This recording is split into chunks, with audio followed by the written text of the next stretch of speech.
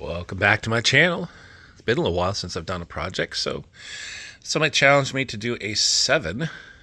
That's Dustin Rhodes' character. So took a resin figure, or 3D print, I think, whatever, from a friend of mine named Donnie, who is also a master artist with LJN. I will not put myself in his category. But he gave me one. This is the Mountie. And I wasn't sure I wanted to do a Mountie, but someone threw me the challenge to do 7, so I did. And so I used my epoxy sculpt, and I started sculpting out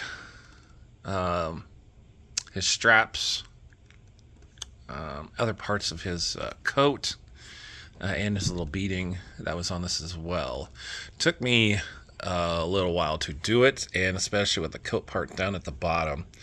A, it was a lot of epoxy, and B, it was hard to do because this would always want to sink back in there. And it's supposed to be a jacket, so I don't care if it does sink back in there, but I was just getting holes in here and it was problematic. So now that it's hardened, I think it looks pretty good. I'm not worried about this stuff, this part down here. I can always fill it in later. But it's also a coat, and it's going to be all black, so it'll hide any kind of flaws pretty easily. So next thing I'm going to do is I'm just going to prime it with my country gray. Even though it is gray, I still want that base paint on it, and then I'll go from there. All right, so I finished 7, the Dustin Rhodes figure. Never mind the little things there.